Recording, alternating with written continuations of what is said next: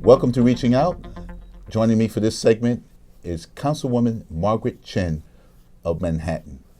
Councilwoman, welcome to Reaching Out. Thank you. Now, I understand that you are born of immigrant parents and you migrated here from Hong Kong. Yep.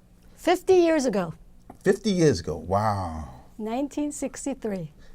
Well, I remember something else that happened 50 years ago.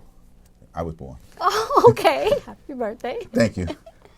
So, are you the first or the second? You must be the first Asian American woman elected to city. Well, first Asian American woman elected to the city council. City council, okay. But I knew you had to be the first. But the first Chinese American representing Chinatown. Oh, okay. Yeah. That is an accomplishment that is sort of dubious because of all the Chinese Americans that came here, you're the first one that ever held office. Well, representing that district. That's unusual. Now, a long time. You are on the committee, you're the committee chair for the Lower Manhattan Redevelopment. Tell us about that chairmanship.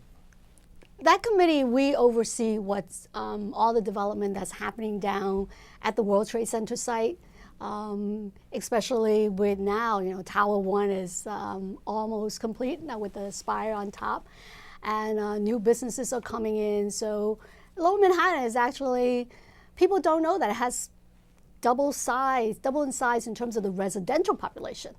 A lot of people are moving in, families, and the biggest issue we have down there is overcrowding in our schools. I can understand that because it seems like after 9/11, 2001, there was so many good deals on housing down there that people, once they got the environment cleaned up, flocked to the area.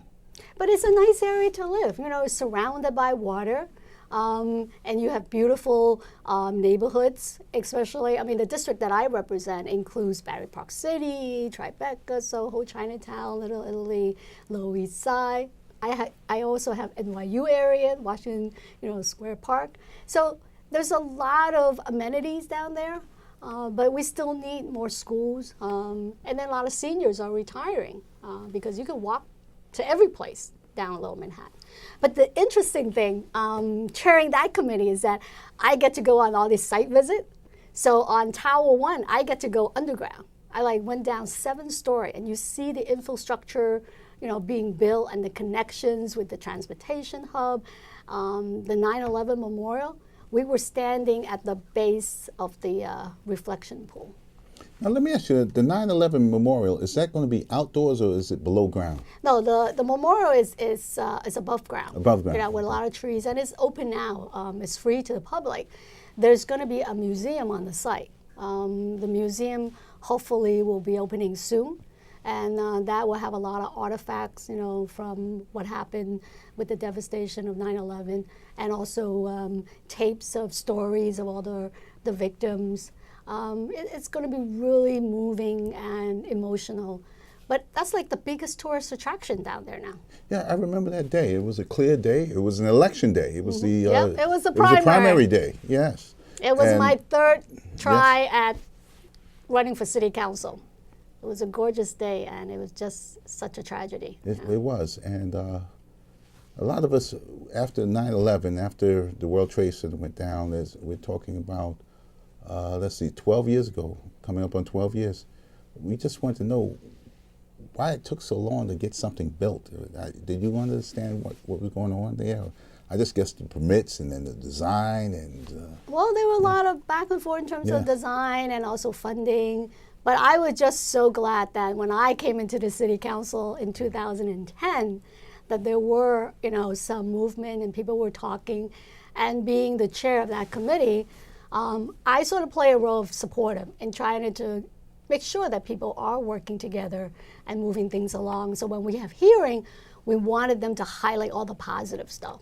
And you could see the progress being made. The building is almost done. And we want to make sure the other building also get a chance to be completed, because it means good paying jobs, construction jobs, but also afterwards you have, service employees, retail. there's going to be a lot of really good jobs down here if we can finish building up on the whole site. And you also mentioned NYU. Now, NYU is, I wouldn't say controversial, but NYU is about to change the landscape of the village as we knew it back in the 60s. I guess there's a redevelopment project that's on the way. They're buying up housing, and they're supposed to expand their campus. Well, they're not buying up housing. They are developing on their own land. I mean, land that was given to them many, many years ago, and they're doing expansion. I mean, NYU is one of the top, university here in our city. But what we did in the city council, we try to manage their growth. I mean, we scaled down their plan to almost 25%, and we also got them to build in commitment to create more community facility, more open green space, take care of the space, and also have mitigation plan in place. When they're doing construction, they're limited to a certain time, and even like changing windows for the buildings near the construction site to minimize, the noise and the dust. So they have to do a lot of work to make sure that they do not create kind of any serious impact on people's quality of life. So in a way, you have to sort of manage the expansion, because like the university needs to grow, and it means a lot of jobs, and it's good for the economy of the city. But at the same time, we got to make sure that the neighborhood is also protected. So it's like finding that right balance. It wasn't easy in the city council. I mean, there were a lot of people who were not happy, but I think overall, we did a very good job on it. And speaking of buildings and housing, we represent the largest housing employment in the country, NYCHA. We represent most of the employees for NYCHA. Do you have any NYCHA developments in your area? Oh, I have a lot of NYCHA development in the area, and they are, beautiful development with lots of families living there. I have like Smith, one of the biggest ones that's near the Brooklyn Bridge. One of the greatest thing that happened recently is that we completed installing the security cameras at the Smith Housing Project. And working together with NYCHA and the Residents Association, everybody is very, very happy because this way they could help maintain security, but also to make sure people, protect their living environment, because NYCHA housing is really our treasure in the city. It's affordable housing, and we got to make sure that we protect them, preserve them, so that they'll be available for generation to come. So a lot of the union workers from your union, Local 237, they worked very hard to maintain those buildings. And we were very thankful that they were there during Hurricane Sandy. We had a recognition event for them down at Smith.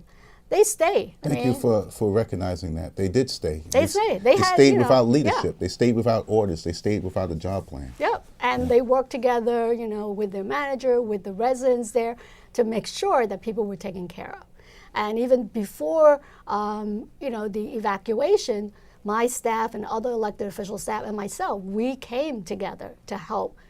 Together with the workers to notify the residents, that they need to evacuate. And if they don't, they got to have, a plan in place, make sure they have water, they have food.